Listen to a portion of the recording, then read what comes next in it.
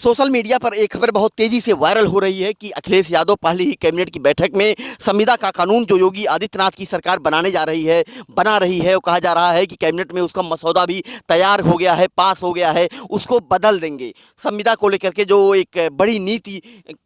सरकार बना रही है उसकी आलोचना भी हो रही है कि 5 साल तक लोगों को संविदा पर काम करना होगा और इसके बाद उनकी छमाही एक तरीके से इवेल्युएशन होगा, मूल्यांकन होगा और इसके बाद जो ग्रेडिंग होगी उसके आधार पर तय किया जाएगा कि संविदा पर काम करने वाले लोग परमानेंट किए जाएं या न किए जाएं। इसको लेकर के एक बड़ी बात सामने आ रही है कि अखिलेश यादव पहली ही कैबिनेट बैठक में संविदा का कानून बदल देंगे। हालांकि सोशल मीडिया पर यह खबर वायरल हो रही है, लेकिन जब हमने जांच पड़ताल की तो कहीं पर भी अखिलेश यादव के ट्विटर या फेसबुक पर यह खबर पब्लिश होती हुई नहीं दिखाई दी है, कहीं पर भी वह पोस्ट नहीं दिखा है। लेकिन साफ तौर पर सोशल मीडिया में एक हवा जरूर यह बहुत तेज़ी से वायरल हो रही है कि अखिलेश यादव की पहली कैबिनेट में ही यह कानून खत्म हो जाएगा। संविदा को लेकर के कर्मचारियों का जो एक बड़ा नुकसान हो रहा है और कहा जा सकता है कि कर्मचारियों को खुदकुशी करने के लिए मजबूर किया जा रहा है, कर्मचारियों की सेवाओं को खत्म किया जा रहा है, कर्मचारी बदहाल हो जाएंगे, कर्मचारी इससे परेशान हो जाएंगे। इसको लेकर के अगर अखिलेश यादव सत्ता में आते हैं तो पहली ही कैबिनेट की बैठक में वह इसे खत्म कर देंगे। इस तरीके की सोशल मीडिया पर चर्चा बहुत तेज़ी से वायरल हो रही है और बहुत तेज़ी से इसके पोस्ट भी डाले जा रहे हैं। तमाम लोग इस बात को वायरल कर रहे हैं कि अखिलेश यादव पहली ही कैबिनेट में पूरे संविदा के कानून को खारिज कर देंगे और उसे पलट देंगे। हालांकि देखना यह है कि अखिलेश यादव की तरफ से अभी तक इस पर कोई वक्तव्य नहीं आया है, समाजवादी पार्टी की तरफ से भी कोई विज्ञप्ति देखने को नहीं मिली है। लेकिन यदि ऐसा होता है तो निश्चित रूप से कर्मचारियों का एक बड़ा भरोसा अखिलेश यादव में पैदा हो सकता है और अखिलेश यादव को लेकर के कर्मचारियों में एक बड़ा भरोसा इसलिए भी पैदा होगा क्योंकि पिछली सरकार जो अखिलेश यादव की रही है उसमें तमाम लोगों की भर्तियां जो शिक्षकों को हुई थी उससे एक सकारात्मक संदेश भी गया था और कर्मचारियों का भरोसा भी पैदा हुआ था। ऐसे में अगर संविदा के कानून को पलटने की बात आ रही है, हालांकि जो अभी कानून का मसौदा सामने नहीं आया है, कुछ अखबार वालों के पास है, जैसे अमर उजाला ने इस खबर को पब्लिश भी किया था, छापा भी था, लेकिन वह जो मसौदा अमर उजाला के पास है उसको भी दिखाने से अमर उजाला बच रहा है। वह अमर उजाला के रिपोर्टर भी इसे सार्वजनिक नहीं करना चाहते, यानी डर रहे हैं।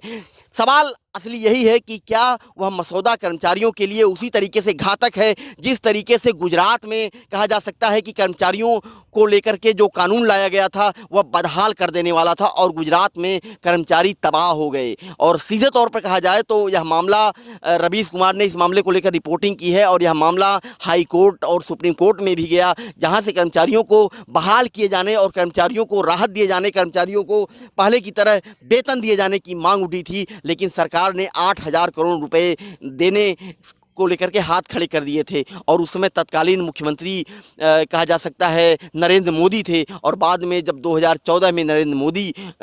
देश के प्रधानमंत्री बने तो मामला सुप्रीम कोर्ट में गया और सुप्रीम कोर्ट में भी सुप्रीम कोर्ट के आदेश के बाद भी पूरे मामले को लेकर के कहा जा सकता है कि कर्मचारियों को कोई फ़ायदा नहीं हो पाया कर्मचारियों से, बल्कि एक पत्र लिखवाया गया कि वह संविदा पर ही काम करना चाहते हैं, वह रेगुलर ड्यूटी या तरीके से कहा जाए सरकारी सेवा नहीं करना चाहते हैं। आप समझ सकते हैं कि क्या कोई कर्मचारी इस तरीके से लिख करके दे सकता है कि वह सरकारी सेवा नहीं करना चाहता, वह संविदा पर ही काम करना चाहता है, संविदा को लेकर के ही खुश है। निश्चित रूप से इस तरीके से कर्मचारियों पर दबाव बनाया गया होगा, इसके बाद ही कर्मचारी यह सब कुछ लिखने के लिए तैयार हुए होंगे। ऐसे में सोशल मीडिया पर जो एक खबर वायरल हो रही है कि अखिलेश यादव अगर सत्ता में आते हैं या अखिलेश यादव पहली ही कैबिनेट में योगी आदित्यनाथ के संविदा कर्मचारियों के प्रस्ताव को पलट देंगे, वह अपने आप में सबसे चौंकाने वाली बात है। और अगर ऐसा होता है तो निश्चित रूप से कर्मचारियों का भरोसा भी अखिलेश यादव पर बढ़ेगा और योगी आदित्यनाथ के लिए यह एक बड़ी कहा जा सकता है चौंकाने वाली बात होगी, क्योंकि इस मसौदे का